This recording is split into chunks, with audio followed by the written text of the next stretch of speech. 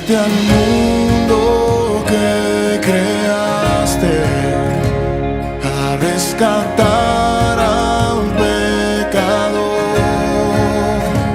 Tú siempre has elegido amarme, tu buena parte sí doy yo. Amén. Te invito a compartir una porción de la palabra. Libro de Mateo, puede estar buscando. Capítulo 5 vamos a leer.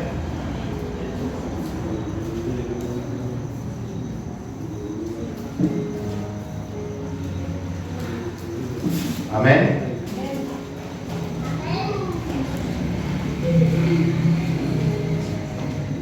Libro de Mateo, capítulo 5, verso 1.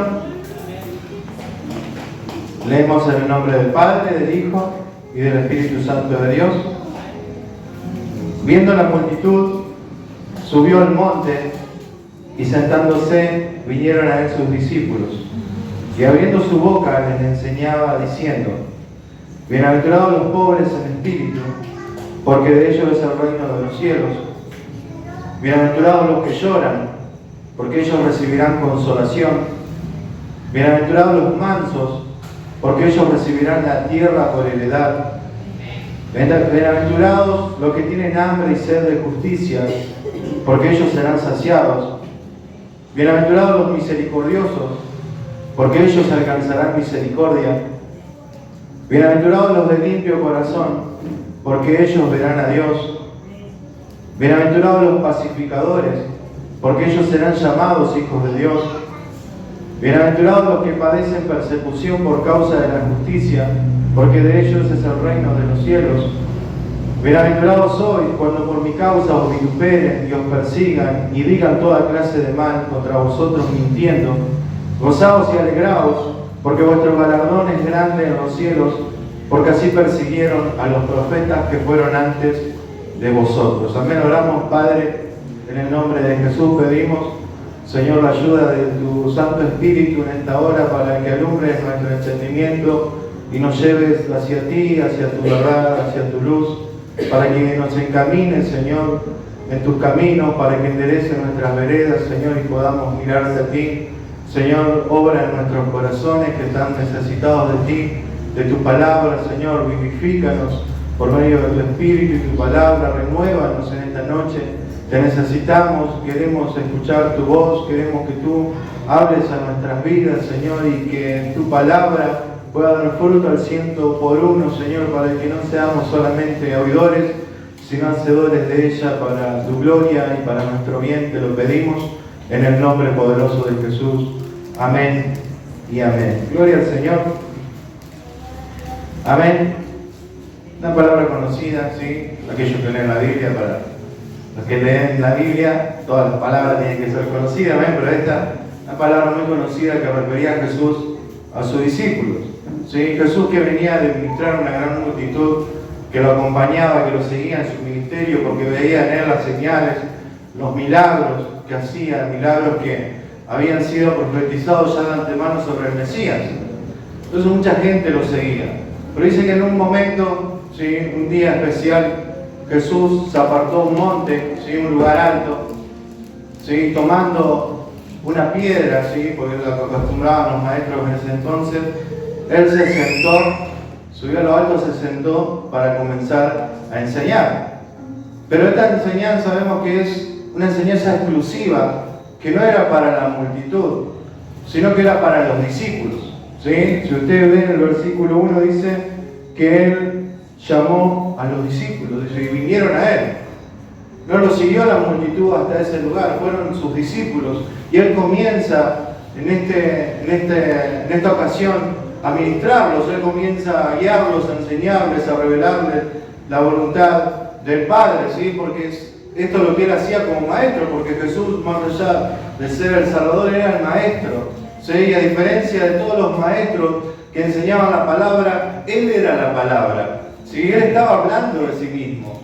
Él era el verbo de Dios. Él estaba dando a conocer a Dios, el carácter de Dios, la voluntad de Dios, el bien de Dios para la vida de los discípulos. Y los discípulos, yo me imagino a todos allí expectantes a lo que Jesús iba a comenzar a decirle, porque ellos estaban siguiéndole y lo único que habían recibido de Jesús era el llamado. Y lo seguían y veían el poder de Dios cuando Él ministraba a las multitudes, veían las sanidades. Pero llegó un momento donde Él comienza a hablarles personalmente. ¿Sí? Dios comienza, Jesucristo, Dios comienza a hablar personalmente a la vida de sus discípulos. Y comienza a referirle algo muy importante, porque vemos la enseñanza es extensa del Sermón del Monte, pero comienza con algo muy primordial en la vida de todo creyente, que es el carácter cristiano. Y lo que Él comienza a hablar y a testificar es cuál es el carácter de los cristianos, de sus seguidores, de sus verdaderos discípulos. Y vimos y enumeramos un montón de virtudes y cualidades por las cuales Dios exalta a los discípulos.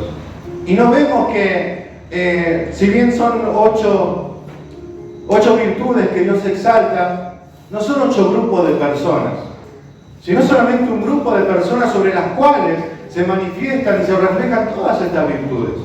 ¿Sí? Y a diferencia de los dones del Espíritu, que el Señor derrama en uno una cosa, en otro otra cosa, conforme a su multiforme gracia, estas virtudes son reales y verdaderas y se manifiestan en todo cristiano.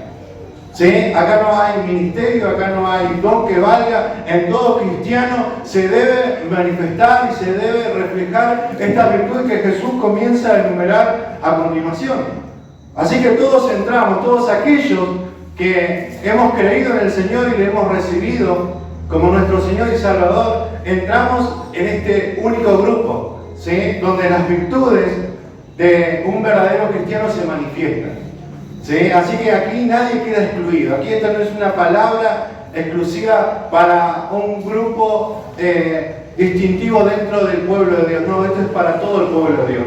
Y todo el pueblo de Dios debe manifestar este carácter, porque este carácter que Jesús está hablando es el carácter de Él. ¿Sí? No está hablando de otra cosa. Porque esto es lo que vemos luego más adelante, lo dice que los discípulos decían que Jesús le hablaba como alguien que tenía autoridad y no como los fariseos y escribas. ¿Y por qué era esto así? Porque Jesús vivía lo que estaba diciendo. En Jesús se vería esta realidad que Él estaba predicando. Y esto comienza a denunciar y a testificar a sus discípulos. Y vamos a verlo brevemente, ¿sí? Para no extendernos tanto. Y comienza diciendo: bienaventurados los pobres en espíritu, porque de ellos es el reino de los cielos. Bien, ¿a qué se está refiriendo con los pobres en espíritu? Todos hemos escuchado esto y sabemos que se refiere a una humildad interior, ¿sí? A una humildad espiritual que hay en aquellos que reconocen su pobreza espiritual, valga la redundancia. ¿Sí? Un pobre en espíritu, cuando la palabra habla de pobreza, el original que usa en esa palabra es la palabra indigente. Y el indigente es el peor estado en que se puede encontrar una persona, donde se encuentra desahuciada, donde no tiene esperanza, donde no tiene recursos, donde no tiene nada bueno en sí, donde no tiene ningún bien ni nada que reclamar. ¿Sí? Y Jesús está llamando y está diciendo que aquellos, los pobres en espíritu, ¿sí? Los pobres en espíritu, entendamos que todo lo que Jesús está haciendo referencia es algo a un estado espiritual. Los pobres en espíritu, aquellos que reconocen su estado de indigencia, su estado de humildad, de sinceridad, de reconocer que no tenemos nada en nosotros. ¿Para qué? Para alcanzar el favor de Dios. Estos son bienaventurados, dice la palabra. ¿Sí?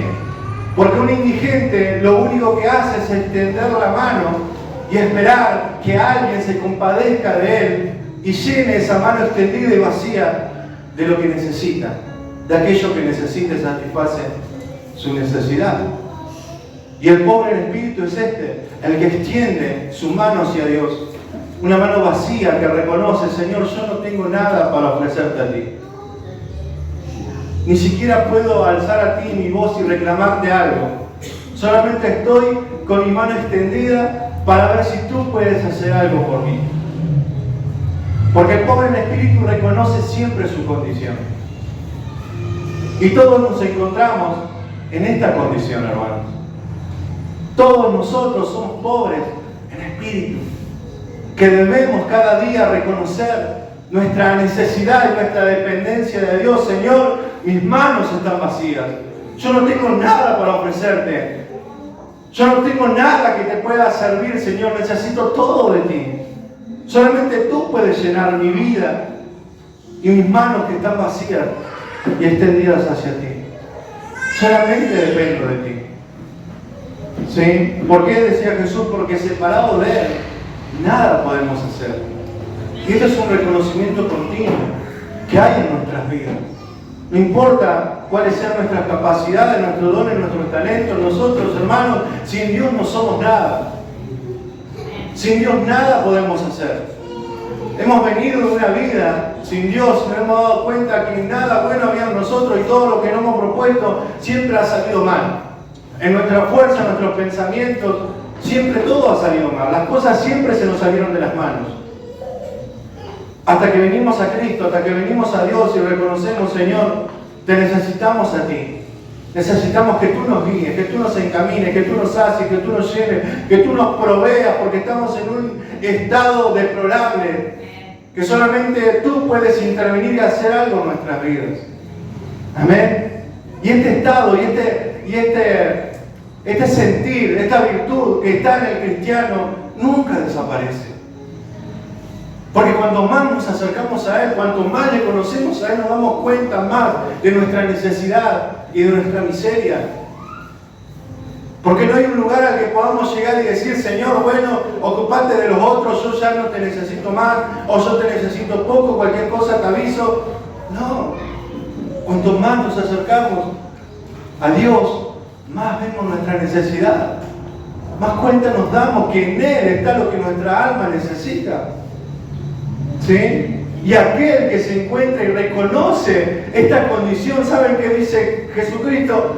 Bienaventurados son ellos. Porque ellos, dice la palabra, porque de ellos es el reino de los cielos. Estos que reconocen, no tengo nada, a la vez lo tienen todo. Porque de ellos es el reino de los cielos, dice la palabra, lo dijo Jesús. ¿Sí? ¿Vieron cómo cuando uno reconoce su miseria, su insuficiencia, Dios nos llena de su suficiencia, Dios nos da lo que necesitamos y nos hace herederos de algo que somos inmerecedores? ¿Sí? Él vuelve nuestra pobreza en riqueza y nos sacia con su presencia y con su herencia que nos da en su promesa. ¿Cuántos dicen amén? Amén. Dice el verso 4, bienaventurados los que lloran, porque ellos recibirán consolación. Y yo le pregunto, ¿cuántos han llorado? Todos hemos llorado. Hasta algunos hasta hoy lloran. ¿Sí? Y todos tenemos diferentes motivos por los que lloramos. Lloramos por cosas que nos pasan, lloramos por pérdidas familiares, pérdidas de seres queridos, lloramos por situaciones que se nos salen de las manos, lloramos cuando recibimos una noticia que no nos agrada mucho, que no queríamos recibir. Pero cuando Jesús está hablando acá, no está hablando de cualquier lamento, no está hablando de cualquier lloro. ¿Sí? No se está refiriendo a un lloro simplemente emocional por algo secular que nos pasó. Él se está refiriendo al lloro del arrepentimiento. ¿Sí? Al lloro del arrepentimiento que viene por el pecado. Porque cuando Jesús se refiere a sus discípulos, no solamente está deslumbrando las virtudes que hay en ellos por una obra del Espíritu, porque Él está delineando un nuevo nacimiento. ¿Sí? Vemos y dijimos recién un reconocimiento. ¿Te recuerdas que dijimos que el pobre en espíritu es alguien que reconoce? ¿Sí? Pero no alcanza con reconocer que somos miserables delante de este Dios tan grande y tan santo, sino ahora viene una acción, algo que nos contriñe, algo que nos conmueve. Y si hay algo que nos conmueve al ver la intervención de Dios ante nuestra miseria y necesidad, es que no somos merecedores de esa intervención de Dios. No somos merecedores de que Dios haga algo por nosotros. ¿Por qué? Porque nuestros pecados nos alejan de Dios. Y cuando Jesús habla acerca de los que lloran, habla de los que lloran por sus pecados y por los pecados de los demás. Y cuando decimos de llorar por el pecado, hablamos de llorar por fallarle a Dios y no de llorar por la consecuencia del pecado. Muchas veces nosotros confundimos esto y nos pasamos la vida lamentándonos y llorando, pero por las consecuencias del pecado, por lo que estamos viviendo, por lo que nos pasó por nuestra mala decisión o por deshonrar a Dios con nuestra vida. Pero Jesús se refiere a llorar porque le fallamos a Dios, a llorar porque lo ofendimos a Él, a llorar porque vemos todo lo que Él ha hecho por nosotros y sin embargo mi corazón se sigue resistiendo a su voluntad. Aquellos que realmente, dice Jesús, aquellos que realmente lloran por la miseria de su pecado, por su infidelidad, por sus errores, por sus fallas ante Dios, esos serán consolados. Esos recibirán la consolación. Ellos que realmente están compungidos en su interior. Usted recuerda la predicación allí en el día de Pentecostés. Dice que Pedro comenzó a predicar y a testificar la palabra de Dios. Y ellos, dice que al escuchar que eran responsables de la muerte de Cristo por sus pecados, dice que se compungieron en su interior. Estaban arrepentidos, se sentían culpables de lo que habían hecho. Pero dice que en ese entonces el Espíritu comenzó a hablar en ellos. ¿Sí? ¿Y de qué manera consuela el Señor por nuestro lloro, por nuestros pecados? Con su perdón. ¿Sí? Con ese perdón gratuito, inmerecido, pero suficiente para volver a acercarnos a Él. Dios nos consuela. ¿Cuántas veces hemos llegado, nos hemos doblado de rodillas, hemos clamado al Señor por misericordia, sintiéndonos los más miserables? Pero cuando salimos de su presencia, cuando sentimos el perdón de Dios, nuestra frente se vuelve a levantar. Porque eso es lo maravilloso del Señor, que dice que al que a Él viene, Él no le echa fuera. Pero necesitamos venir a Él con ese corazón sincero, que reconoce su pobreza espiritual, pero que también se lamenta y llora por el pecado y por haber fallado a Dios, por haber ofendido a Dios. Y no solamente por nuestros pecados, sino por los pecados de los demás. Uno quizá muchas veces reniega y hemos llorado todos por nuestros pecados, pero ¿cuántos de nosotros lloramos por los pecados de los demás? ¿Cuántos de nosotros lloramos por los pecados de nuestra familia, por los pecados de nuestros seres queridos, cuando los vemos que están descarriados, que están perdidos? ¿Cuántos lloramos para que se puedan volver al Señor? Dice que David lloraba cuando veía el pecado. Dice el Salmo 119, 136, dice: ríos de agua descendieron de mis ojos porque no guardaban tu ley. David lloraba cuando veía que el resto seguía viviendo su vida como que nada pasaba, como si no hubiera Dios. Y hoy, lamentablemente, es algo que nos falta a nosotros. Porque nosotros somos los primeros para ponernos en lugar de juez. Pero ¿cuántos realmente vamos a la presencia del Señor y lloramos y pedimos: Señor, ten misericordia? Extiende tu misericordia sobre ellos, alcánzalos para que se vuelvan, para que vuelvan en sí, como dice ese hijo pródigo, y corran a tus brazos, que tú eres fiel y justo para perdonar. Porque a eso es lo que nos llama el Señor, y este es el carácter que debían tener los discípulos. Los discípulos no solamente tenían que lamentarse por sus pecados, sino conmoverse, como también lo hacía Jesús cuando se paró allí en las puertas de Jerusalén. Y lloró, dice: Jerusalén, Jerusalén, que mata a los profetas, que desprecia la palabra. Jesús lloraba, se conmovía al ver la dureza de los corazones. Y ese es al sentir que el Señor nos quiere mover y que quiere que nosotros lleguemos a conmovernos por aquel no solamente que está necesitado, sino que está alejado, que está perdido, que está ofendiendo a Dios, que está dándole la espalda a Dios, que se ha puesto a luchar en contra de Dios. conmoverlos para que alcancen misericordia, así como nosotros un día alcanzamos misericordia. Amén. Y dice que estos, como dijimos recién, serán consolados, y esa consolación de aquellos que lloran, es el perdón que viene a nuestras vidas, es el perdón que viene como un aliciente, que nos refresca, que nos renueva nuestro interior. Amén. Que nos llena de paz, que nos llena de gozo. Porque eso es lo que trae el perdón de Dios trae gozo en nuestros corazones, de saber que hemos vuelto en paz con Dios, de saber que Dios nos vuelve a recibir, de saber que Dios vuelve a extender su mano y su favor hacia nuestras vidas. Esa es la consolación que viene para aquellos que lloran, no por las consecuencias, dijimos, del pecado, sino por el pecado en sí. Amén. Verso número 5. Bienaventurados los mansos, porque ellos recibirán la tierra por heredad. ¿Sí? ¿Y quiénes son los mansos? Los mansos no son los mensos que se dejan pasar por encima, como muchas veces pensamos. Los mansos son aquellos, porque esta palabra se usaba, ¿sí? Usted no sé si ha escuchado esta palabra referirse más a un animal que a una persona, ¿no es así? ¿Sí? Pero cuando te dicen, ¿ese perro muerde? No, es mansito. ¿Sí? Como el de Superman. El de Superman es super mansito. ¿Por qué? Porque esta palabra se aplica más a los animales que a las personas. ¿Por qué? Porque se refiere cuando un animal está domesticado, ¿sí? Y está enmastrado, ¿para qué? Para obedecer. ¿Sí? Y lo que está diciendo Jesús, que los mansos son aquellos que tienen un corazón dócil para obedecer. ¿Y para obedecer qué? Para obedecer la palabra, para obedecer a Dios, para obedecer a su voluntad.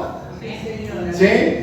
Y dice que son bienaventurados los mansos, aquellos, fíjense que viene Jesús delineando un orden en el trabajo del Espíritu, en el corazón. Porque dice que primero reconocen los pobres en espíritu, luego lloran por sus pecados, y ahora ese corazón se vuelve dócil, se vuelve manso. ¿Para qué? Para obedecer a la palabra del Señor, para obedecer a la voluntad de Dios, para no resistirse a lo que Él demanda. Porque es eso lo que hace el Señor. Cuando dijimos recién lo que sucedió en el día de Pentecostés, estos que se habían compungido en el corazón, dice, en su interior, dice que le dijeron a Pedro, ¿y ahora qué haremos?, le dijeron. Estamos conmovidos, estamos llorando por nuestros pecados, por nuestra condición, ¿qué haremos ahora? Entonces Pedro le responde, bautícense, ¿sí? Y apártense de esta generación perversa, vuélvanse a Dios. ¿Sí? Vemos que Pedro les manda ¿a qué? A obedecer el Evangelio, a obedecer la palabra.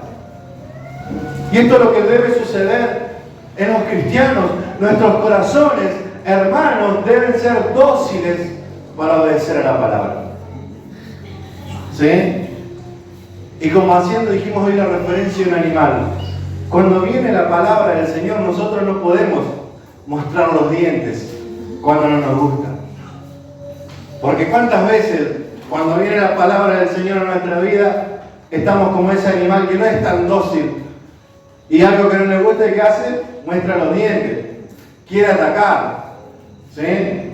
Ya no quiere responder positivamente a la palabra. Pero Dios nos llama y nos manda a ser dóciles en nuestro corazón. ¿Para qué? Para responder, para obedecer a la palabra y a la voluntad del Señor. ¿Sí? Porque estos mansos que no hacen nada, que no luchan, saben que a diferencia del pueblo del Antiguo Testamento, cuando Dios le da la tierra, dice que ellos tuvieron que luchar por su tierra. ¿Sí? Cuando Dios le ofrece la tierra prometida, ¿sí? No estaba dentro de las cláusulas, esto no lo sabía el pueblo, estaba habitada. Y tuvieron que desenvainar su espada y ir a tomar la tierra que Dios le había dado. ¿Sí? La tierra prometida. Que ahí recuerda que viene Josué a pedir su parte y él tenía que ir a luchar, no era que tenía todo ahí un campo con animales para ir a disfrutar. Tenía que ir a luchar, a despojar a los que estaban allí. Pero a diferencia de ellos, que tenían que tomar a la fuerza, ¿sí? La tierra prometida, que ahí recuerda que viene Josué a pedir su parte y él tenía que ir a luchar, no era que tenía todo ahí un campo con animales para ir a disfrutar. Tenía que ir a luchar, a despojar a los que estaban allí. Pero a diferencia de ellos, que tenían que tomar a la fuerza la tierra que Dios le había dado, Jesús promete que los mansos van a heredar la tierra. ¿Sí? Y no por fuerza, sino por mansedumbre, por obediencia, por responder a la palabra de Dios y a lo que Él nos pide. ¿Y qué nos promete el Señor? Nos promete que la tierra será para nosotros. ¿Y qué tierra? Dice el libro de Apocalipsis, cielos nuevos y tierra nueva. Esa es la herencia para los mansos, para aquellos que responden a la voz del Señor. Para aquellos que son dóciles a su llamado, que son dóciles a su palabra, que reconocen, como dijimos hoy, que muchas veces es difícil responder, muchas veces nos cuesta poner por obra la palabra, pero seguimos humillándonos, seguimos viniendo a Él, seguimos llorando por nuestros pecados y seguimos pidiéndole que Él transforme nuestro corazón para obedecerle, porque no es en nuestras fuerzas. En todo esto que estamos viendo hay una intervención sobrenatural del Espíritu. Es el Espíritu que hace esto posible, pero necesita nuestra entrega, necesita lo que veíamos recién, que reconozcamos nuestra miseria, que lloremos por nuestros pecados y que dejemos que Él gobierne nuestras vidas, que nos sometamos a Dios y a su voluntad para que Él gobierne sobre nosotros. ¿Cuántos dicen amén? Verso número 6, bienaventurados los que tienen hambre y sed de justicia, porque ellos serán saciados. ¿Sí? ¿Y cuántas veces hemos declarado esta palabra cuando estamos pasando alguna injusticia? Cuando la estamos pasando mal, cuando alguien se nos levanta, cuando alguien nos quiere hacer la guerra, la contra, cuando alguien parece que se pone como nuestro enemigo para luchar en contra de nosotros y hacernos la vida imposible. Pero lo que está hablando Jesús aquí no se refiere a esto. No se refiere a aquellos que reclaman justicia por las injusticias que sufren. La palabra justicia que usa Cristo aquí se refiere a santidad. ¿Sí? Entonces, ¿qué está diciendo? Bienaventurados los que tienen hambre y sed de santidad, de la justicia de Cristo. Bienaventurados aquellos que tienen sed y hambre de rectitud, de consagración, de entrega, de devoción. Bienaventurados ellos porque ellos serán saciados. ¿Sí? Seremos saciados, dice, de justicia. Porque si hay algo que nosotros descubrimos cuando venimos a Cristo es su justicia, su santidad.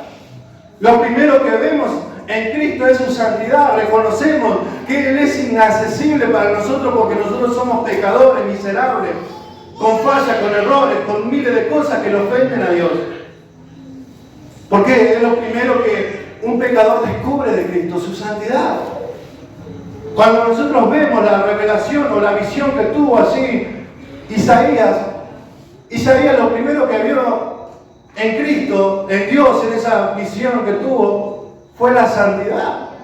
Él dice, ay Señor, que soy muerto, porque siendo un hombre de labios impuros, habitando en un pueblo de labios impuros, han visto al Dios de gloria, al Dios de majestad, estaba viendo la santidad de Dios.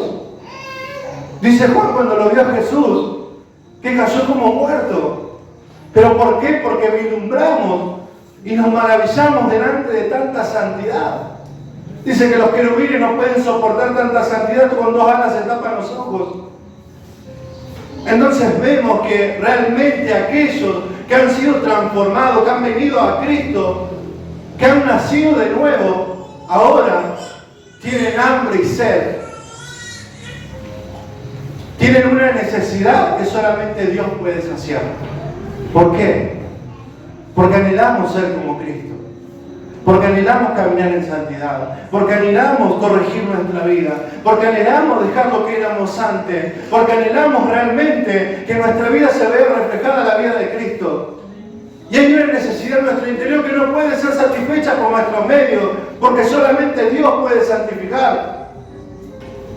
Solamente algo limpio puede limpiar algo sucio. No podemos limpiarnos a nosotros mismos. Pero Cristo promete que aquellos que tienen esta hambre, esta sed de vivir en rectitud, de vivir en santidad delante de Dios, van a ser saciados. ¿De qué manera? Por medio de la justicia de Cristo. Porque dice la palabra que por medio de la fe somos justificados delante de Dios. somos revestidos de su justicia. Dios quita de nosotros nuestro pecado, nuestra culpa, y nos reviste con su justicia para ser hallados aptos delante del Padre. Y hoy cuando el Padre nos ve a nosotros, ve la justicia de Cristo en nosotros, porque nos ha revestido con su justicia. Él se ha revestido de nosotros para morir en la cruz, se revistió de nuestros pecados, para que nosotros hoy podamos ser revestidos de su justicia y poder acercarnos al trono de la gracia para hallar misericordia y gracia confiadamente, dice la palabra.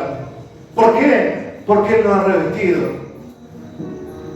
Y cuanto más anhelamos vivir en santidad, vivir en rectitud, corregir nuestras vidas, agradar a Dios, Él sigue revistiéndonos con su justicia, Él sigue santificándonos, Él sigue transformando nuestro corazón, Él sigue llevándonos a la estatura del varón perfecto que es Cristo Jesús. Él sigue trabajando en aquellos que realmente quieren ser trabajados.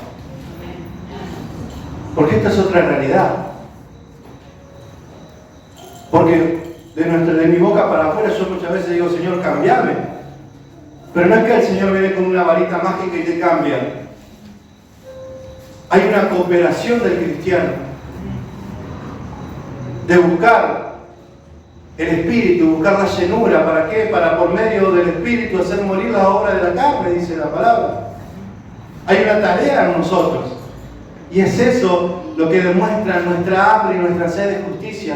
Cuando mortificamos, hacemos morir lo terrenal en nosotros. Cuando buscamos hacer morir el pecado en nuestras vidas. Porque Pablo dice que el pecado muere en nosotros. Y nos llenamos toda la boca con este versículo. No, el pecado habita en mí, pero también habita el Espíritu Santo de Dios. El que tiene poder para transformarnos y cambiarnos y llevarnos a lo que Cristo ya ha determinado hacer. Es verdad, el pecado habita en nosotros, luchamos contra el pecado. Pablo decía, miserable de mí, ¿quién me librará de este cuerpo de carne o de este cuerpo de pecado? Y él mismo se responde, más gracias sean dadas a Dios por Jesucristo. Porque es Él el que nos santifica. Estamos en una condición de lucha continua, constante hasta el final de nuestros días, hasta que este cuerpo muera, porque este cuerpo va a morir, se va a hacer polvo. No va a pasar para la otra vida este cuerpo, vamos a ser transformados, dice la palabra. Pero mientras vivamos aquí, hay una tarea. ¿Sí? Y lo pone en estas palabras Jesús, en un hambre y una sed. ¿Sí? Realmente debe haber hambre y sed, no hambre de decir, ay, ¿qué puedo comer hoy? Un hambre que te hace doler las tripas, hablando naturalmente, un hambre que te conmueve en el espíritu. Un hambre como habla allí el salmista, que decía, tengo hambre y sed por la presencia de Dios, mi alma clama como el ciervo brama por las aguas de esa hambre. ¿Para qué? Para agradar a Dios.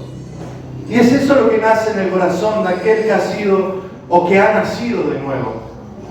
¿Sí? Y es eso lo que debemos anhelar.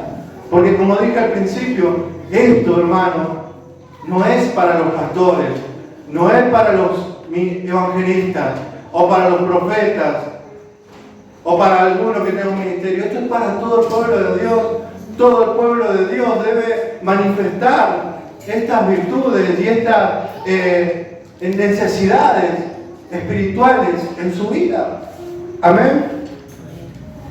Verso número 7. Bienaventurados los misericordiosos, porque ellos alcanzarán misericordia. ¿Sí? Esto lo sabemos todos. Y Jesús no está diciendo aquí que el que hace misericordia va a alcanzar misericordia. ¿Sí? No está diciendo, bueno, sé misericordioso, te voy a dar más misericordia. Perdonar y te voy a perdonar más. Lo que Jesús está diciendo aquí es que aquellos que realmente han alcanzado misericordia van a ser misericordiosos. Porque alguien que no ha alcanzado misericordia no puede ser misericordioso. Pero alguien que sí ha alcanzado misericordia, alguien que sí recuerda donde Cristo lo sacó, alguien que sí recuerda los pecados y los errores de su vida, sí puede ser misericordioso.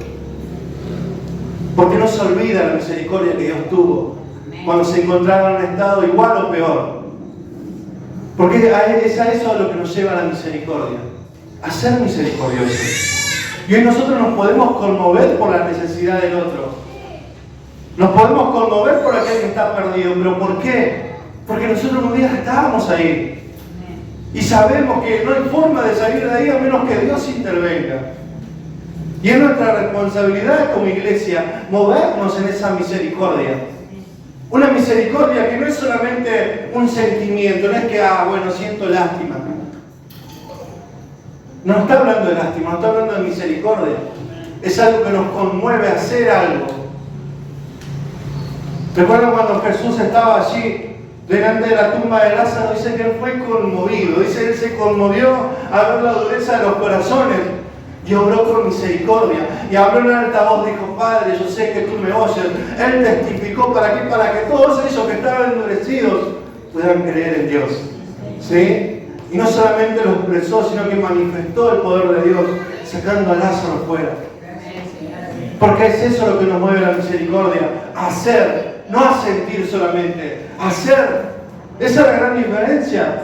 Hoy todos nos conmovemos por las cosas que pasan en este mundo, pero solamente sentimos. Y con el sentimiento no alcanza. La iglesia no ha sido llamada a sentir dolor solamente, ha sido llamada a intervenir, a atender las necesidades. Jesús dijo: tuve hambre, no me diste de comer, tuve sed, no me diste de beber, tuve preso, no me visitaste. Y Jesús le estaba hablando ahí a sus discípulos, porque les dijo: todo lo que le hicieran a algunos de estos pequeños me lo estaban haciendo a mí. ¿Cuándo, Señor, no te atendimos? Cuando no nos atendieron a ellos. Porque esa está la tarea del cristiano. Cuando Jesús andaba por esta vida, no andaba disfrutando la vida, andaba atendiendo las necesidades. Él no guardaba el día de reposo para atender las necesidades, cuando tenía derecho a guardar el día de reposo, pero él prefería dejar a un lado el día de reposo para seguir atendiendo las necesidades, para seguir moviéndose en misericordia. Y es eso lo que nos llama el Señor, a ser misericordiosos, porque los misericordiosos alcanzarán misericordia, y nuestro corazón es satisfecho cuando ve la obra en el necesitado. ¿Qué mayor recompensa que nuestro corazón se sienta satisfecho al ver la necesidad aliviada? ¿O cuántas veces le ha pasado que ha atendido una necesidad y no recibió nada a cambio, pero hay algo en su corazón que lo deja satisfecho, que lo completa, que usted dice: me siento bien por haber atendido esta necesidad, aunque no tenía para devolverme, aunque no había ningún interés secundario, pero me siento lleno, porque veo la necesidad satisfecha. Amén. Gloria al Señor. Dice, verso 8: bienaventurados los de limpio corazón, porque ellos verán a Dios. ¿Sí? Cuando habla de limpio de corazón, sabemos que se refiere a nuestro interior. ¿Sí? Bienaventurados aquellos que son limpios de corazón. Usted recuerda a David en el Salmo 24, dice: ¿quién entrará adelante y se presentará delante de Dios? El limpio de manos y puro de corazón, dice, ¿sí? ¿Lo recuerda? Dije que era una canción también esa. Y es esto lo que dice la palabra: los limpios de corazón verán a Dios. ¿Y quiénes son los limpios de corazón? ¿Vieron cuando Jesús dice que lo del corazón, lo que está en nuestro corazón, siempre se manifiesta para afuera, siempre sale a la luz? De la abundancia del corazón habla la boca. Del corazón también salen las cosas buenas y las cosas malas. Cuando los fariseos le reprochaban que sus discípulos no se lavaban las manos, él les dice, les enseña que no hace mal lo que entra, sino lo que sale, porque del corazón salen los homicidios, los adulterios, los robos, las mentiras, todo provenía del corazón. ¿Sí? Y como dijimos hoy, nosotros nos podemos bañar y lavar por fuera, pero ¿cómo limpiamos nuestro corazón? Es imposible que nosotros podamos, por nuestros medios y nuestra fuerza, limpiar nuestro corazón, santificar nuestras vidas. Esta es una obra que solamente Dios puede hacer. ¿Y de qué manera Él hace esta obra? Si nuestro corazón siempre ha sido un corazón de piedra, nuestro corazón siempre ha sido endurecido por el pecado, porque saben que el pecado lo que hace endurece el corazón. ¿Por qué la gente está tan dura? Porque el pecado endurece el corazón. Y cuanto más peca, más se endurece. ¿Sí? El pecado hace una dureza en el corazón que impide que la palabra pueda entrar, a menos que Dios intervenga. Porque es esto lo que Dios ha hecho en nosotros y esa es la diferencia. Porque nosotros somos aquellos, los de limpio corazón, son aquellos que han alcanzado la promesa que declara Ezequiel capítulo 36, verso 25, dice: entonces os rociaré con agua limpia y quedarán limpios de todas vuestras inmundicias y de todos vuestros ídolos os limpiaré. Además os daré un corazón nuevo y pondré un espíritu nuevo dentro de vosotros. Quitaré de vuestra carne el corazón de piedra y os daré un corazón de carne. Pondré dentro de vosotros mi espíritu y haré que andéis en mis estatutos y que cumpláis cuidadosamente mis ordenanzas. Habitaréis en la tierra que di a vuestros padres y seré mi pueblo y yo seré vuestro Dios. ¿Sí? O sea que los limpios corazón son aquellos a los que el Espíritu ha regenerado y le ha dado un nuevo corazón. ¿Sí?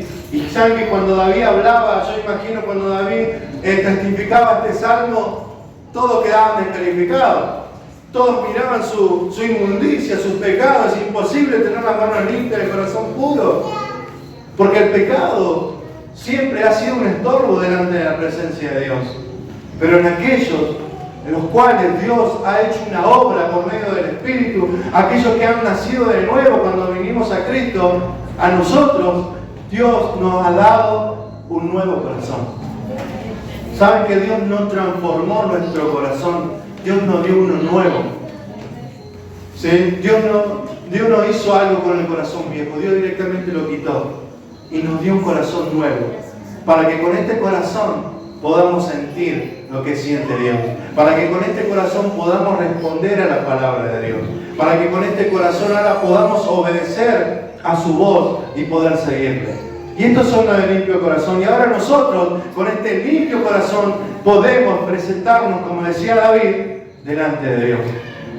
Podemos entonar salmos, cantar, levantar nuestras manos. ¿Saben que era algo imposible en el Antiguo Testamento?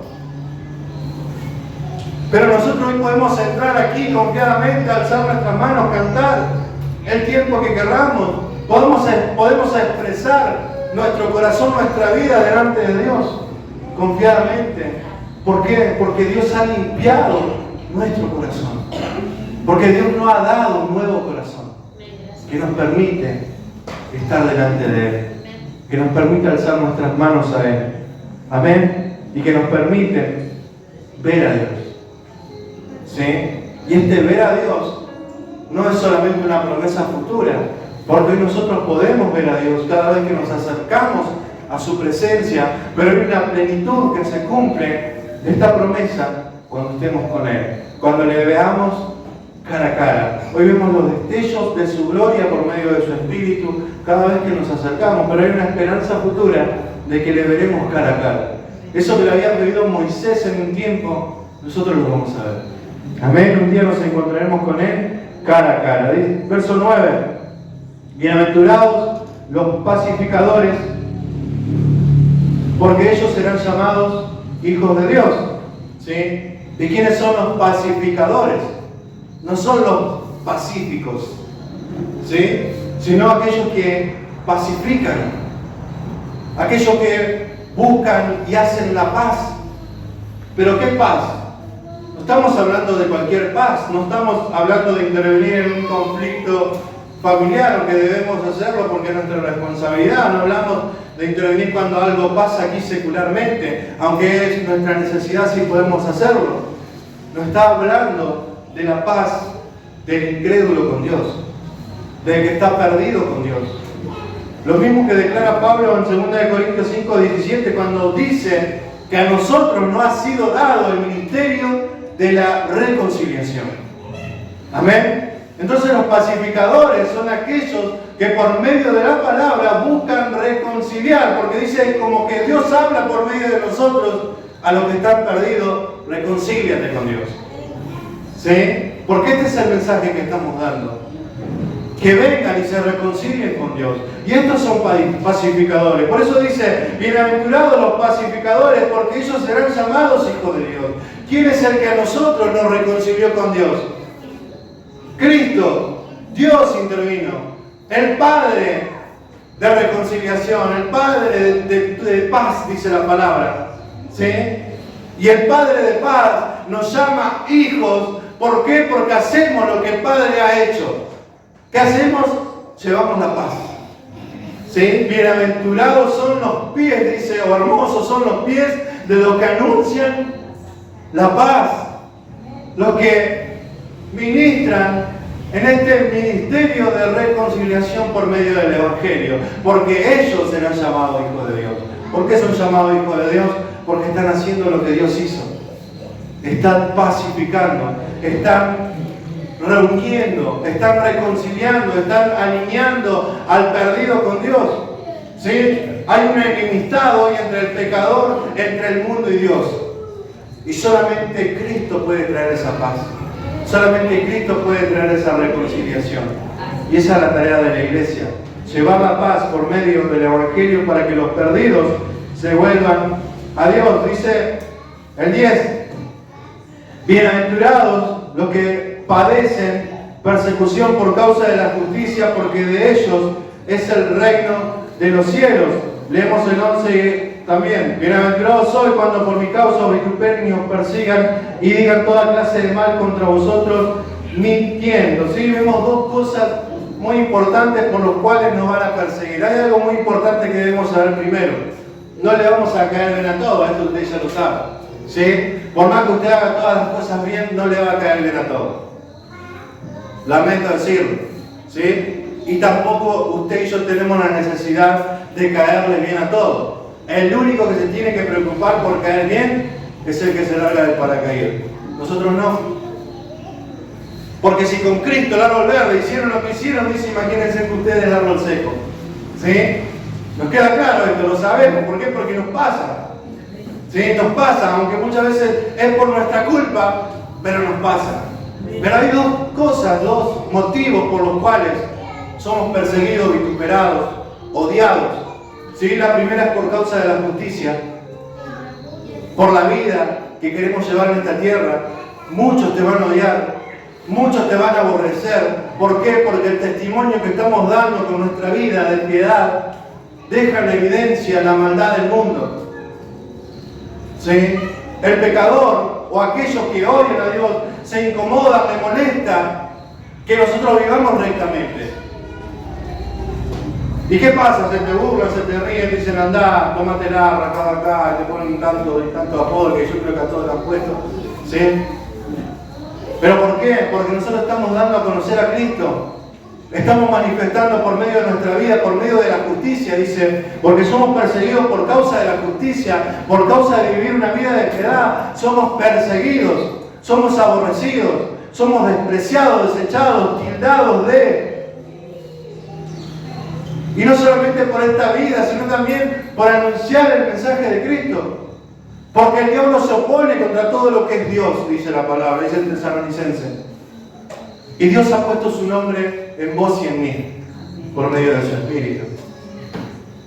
Y por su causa, por la causa de la justicia, y por su causa y por la causa de Cristo, vamos a ser perseguidos, vamos a ser odiados. En otros lugares, hermanos, acá nos ofendemos porque no nos saludan. En otro lado lo están persiguiendo para matarlos. En otro lado no pueden decir que son cristianos, no pueden abrir la Biblia. El que tiene una Biblia es metido preso, es metido a la cárcel. ¿Por qué? Por causa de Cristo. Pero ¿saben algo? Dice Jesús, que este es un distintivo de los verdaderos cristianos. ¿Sí? La persecución es un distintivo, es una evidencia de los verdaderos cristianos. Que te persigan, que te vituperen, que te maldigan por causa de Cristo, es una evidencia que da a luz quién sos. Como dijimos hoy, dijo, si dicen toda clase de mal contra vosotros, mintiendo, aclaremos eso. ¿Sí? Cuando están mintiendo en contra de nosotros, es una señal que estamos caminando bien. Es una señal que vamos por buen camino. Es una señal a la cual Cristo nos manda a responder. ¿De qué manera? Dice, salten de gozo. Gócense cuando esto suceda. Nosotros apretamos los dientes y queremos, Señor, que mande fuego. Pero ¿saben qué nos dice el Señor? Gócense. Cosas que saben por qué esto no les pasa solamente a ustedes. Esto le está pasando a muchos en todo el mundo.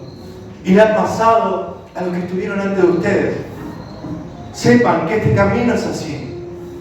Este camino es así. Te van a perseguir, te van a odiar, no te van a querer, te van a señalar, te van a hacer a un lado aún dentro de tu misma familia. Pero vos gozate y alegrate, porque el nombre de Cristo se está dando a conocer por medio de tu vida. Vemos el caso de los apóstoles. Ninguno temió morir por causa de Cristo. Ninguno se rehusó a entregar su vida por amor a Él. Porque no callaban, porque no se ocultaban, porque no temían a lo que podía venir, porque creían en aquel que había dado su vida por ellos y ahora ellos querían dar su vida por Él. Y es esto lo que nos llama Cristo. Es a esto lo que nos llama Dios. Este es el carácter que debe haber en cada uno de nosotros. En todos nosotros, en los cuales está el Espíritu de Dios y en los cuales Dios ha inaugurado una obra desde el día en que creímos y en la cual Él sigue trabajando hasta el día de hoy. Es esto lo que Él está haciendo y lo que Él quiere hacer en nosotros. Debemos dar a conocerle a Él. Debemos manifestar su gloria. Debemos demostrar a este mundo que somos diferentes, y no por lo que decimos, sino por lo que hacemos y por lo que vivimos. Porque cuando Jesús partió, hermanos, yo imagino para ellos había quedado un vacío, no sabían qué iban a hacer, no sabían qué iba a pasar. Pero sin embargo, dice que cuando vino el Espíritu se levantaron en poder y comenzaron a testificar del nombre de Cristo. Con denuedo, y no solamente con una predicación, sino con su vida. Todo el que los veía, todos aquellos que lo veían marchar, ya los señalaban y los conocían como los del camino, decían. Sabían que este era un grupo que se había levantado de un tal Jesús. ¿Por qué? Porque lo veían en su forma de conducirse y de andar, porque no eran como nosotros. Porque cuando nos maldecían, bendecían.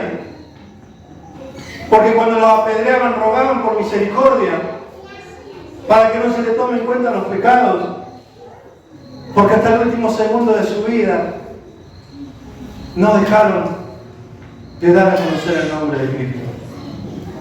En ningún momento lo negaron. Y nosotros no estamos hablando aquí que tenemos un revólver en la cabeza o que tenemos una espada en el cuello para negar el nombre de Cristo. No hemos llegado a ese extremo todavía. Pero sin embargo, todavía seguimos ahí, pensando qué hacemos, qué no hacemos. ¿Sigo a Cristo, no sigo a Cristo? ¿Le doy a conocer, no le doy a conocer? ¿Se me van a reír, no se me van a reír? ¿Qué van a pensar, qué no van a pensar? Todavía seguimos en esa lucha interior de no querer entregarnos a Él, de no querer darlo a conocer, cuando Él lo ha dado todo y nos ha entregado todo por medio de su Espíritu. Y esta es nuestra tarea, este es el carácter que debe haber en cada uno de nosotros. Porque este es el carácter de Cristo. Y solamente por medio de este carácter nosotros podemos hacer miles de obras, miles de cosas buenas, miles de atenciones a los necesitados, pero si en nosotros no hay nada de Cristo, lamentablemente lo otro va a perecer. Pero lo que Dios está haciendo en nosotros, lo que Dios está forjando en nuestra vida, es lo que permanece, lo que verdaderamente importa. Así que, si hay algo en que debemos de ocuparnos, dice la palabra, ocupémonos con temor y temblor en nuestra salvación. Y la salvación es esta, que Dios nos ha salvado de nuestra vana y vieja manera de vivir, para darnos una vida nueva, una vida abundante, que se halla y se encuentra escondida solamente en Cristo. Y Él nos ha dado su Espíritu para que podamos llegar a Él. Amén. Así que no hay peros, no hay excusas aquí, no hay que yo conozco de antes o yo soy más nuevo. Acá no hay excusas. El Espíritu está sobre nuestras vidas y es Él el único que nos conduce a Cristo. Debemos someternos a Él, buscarle a Él, para que solamente de esta manera podamos darle a conocer. ¿Cuántos dicen amén? Gloria sea al Señor. Amén. Póngase de pie.